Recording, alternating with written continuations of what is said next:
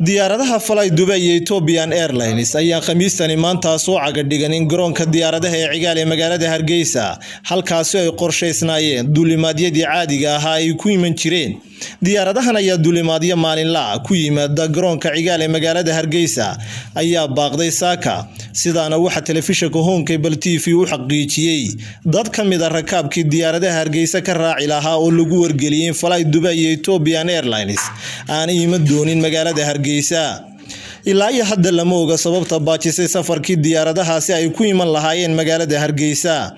hase ahaatee baaqashadooda ayaa ku soo beegmaysa 19 bisha Maarch oo ku beegan maalinta ay bilaabmayso xayiraad dowladda federaalka Soomaaliya ay ku soo rogtay duulimaadyadii caalamiga ah ee iman lahaa Soomaaliya sababo la xiriira cudurka faraha baas ku haya dalalka caalamka ee coronavirus. maamulka shirkadahani kama hadal baaqashada diyaaradahooda, balse ergeyga Somaliland u qaabilsan qaramada midoobay ayaa qoraal uu ku baahiyay barta uu ku leeyahay Twitter-ka ku sheegay in diyaaradda Fly Dubai oo ku soo wajahan garoonka Hargeysa ay amar ku siisay dowladda Soomaaliya in ay ka noqoto, taasina ay sababtay in iyadoo rakaabkiisa ay dib u noqoto. safiirku wuxuu sheegay in arrintaasi ay tahay dagaal ay Soomaaliya cilaamisay oo ka dhana Somaliland ay ka jawaabi doonto.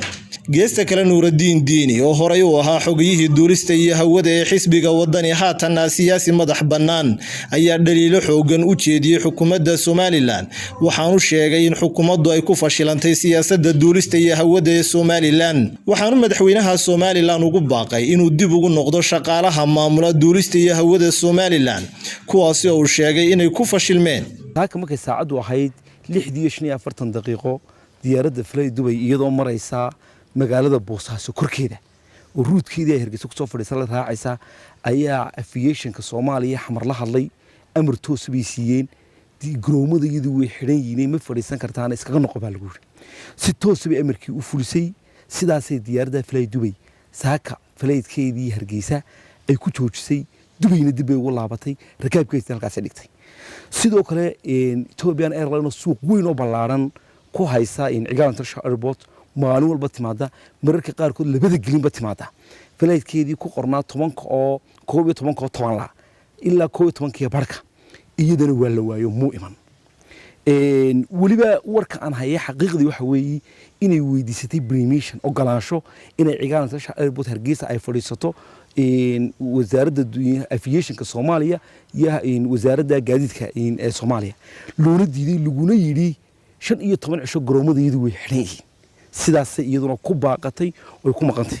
marka tusaale runtii waxa la oran karaa Jubbaland baabayna dhaanta oo Kismaayo garoonkoodii Soomaaliya xiri kari weeyday oo Kenya dibadda gelisay la heshiisay oo qawaaniinta caalamiga oo dhan u burisay oo diyaaradaheedu fadhiisteen. diyaarado loo kala ayaa saaka ka kacday Cigaal International Airport. diyaaradaasna waxay ahayd Hargeysa Muqdisho. intii garoonka Hargeysa ka duushay Muqdisho u tagtay waliba loo kala ahaan bay ku kacday. talaabada kaliya ee ay qaaday dawladeenu intii arrintaasi jirtayna waxay ahayd shaqaalihii khibradda lahaa ee ka uu shaqeynay garoonka shaqeynayeen Iryaanu. waxaynu ku taagsanaayeen ka adagnahay wadadka xindaabka Soomaaliland ku jira in ummadda xaqiiqda loo sheego intaaba dawladeenu diyaar ma aha waana ka gabanaysa. dawladda imika joogtay Muuse Biixina wasaaraddiina way baabiisay, shaqadiina waxay u dhiibtay dad aan hawshan qaban karin oo aan wadi karin. tusaale yar oo koomaqsinay saaka wax allaaliya wixii dad ka dhoofayay Cigaal International Airport ee Ethiopian Airlines raacay dad 600 qof ku dhawaa garoonka tagay jam buu galay xataa waxa la waayay cid la hadasha oo waxa dhacay u sheegta. intan maanta dhacday waa arrin fudud oo sahala ah, waxa dhici kara arrimo ka waaweyn ma si saadaalinaya. waxa soo socda inay Soomaaliya tiraahdo garoomadan ogol lahay ama aan u aqoonsanahay oo kaliya ay diyaaradahan fadhiisan karaan inay totally uga diidaan bayna Cigaal International Airport fadhiistaan. waxa kaloo dhici karta diyaarad madaxweynaheenu saaray inay hawada ka celiyaan. waxa kaloo dhici karta in diyaaradaha internationalka ay waaweyn sida Al Arabiya, Fly Dubai iyo maxay toolay Ethiopian Airlines Muqdisho mooyee meel kale ma fadhiisan karaan amniga dartiisa oo waxay doonaan ku saabsan tusaale ahaan oran kara amniga dartiisa. marka taas waxay keenaysaa in dadkeenii muwaadiniinta intay xamar fadhiistaan diyaarado yar oo loo kala Hargeysa lagu keeno sida maantaba Afrikaantu ay u soconayso. arrimahaasna waa kuwa weyn oo soo socda, tan waliba waa wax yar. waxaan madaxweynahan toosalkan fariin ugu diraya madaxweyne kuwii hore ee xilalkan hayay wax weydiin oo la xisaabtan waa ta koowaad talabaad waxa weeye madaxweyne maareeyaha maanta jooga maamulka maanta jooga madaarku ma aha kuwa ku haboon mana aha kuwii wadi kara ninka maareeyina anigoo ixtiraam badan u haya waa nin weyn mid kale arrintiisu ma aha arrin management ama aqoontiis ama xirfadiisu aviation management ma waa duuliye ninkaasi hawadu buu duulaa waxa kale oo igu maqaala ah inaan 2 bilood xitaa shaqaalaha iyo garoonka warahayn saakana dadkii duulayay cid la hadasha ayaa la waayay marka mudane madaxweyne cigaal international airport iyo arrimaha hawadu airspace waxay u baahan yihiin in si weyn loo eego xamse geelle on cable tv hargeysa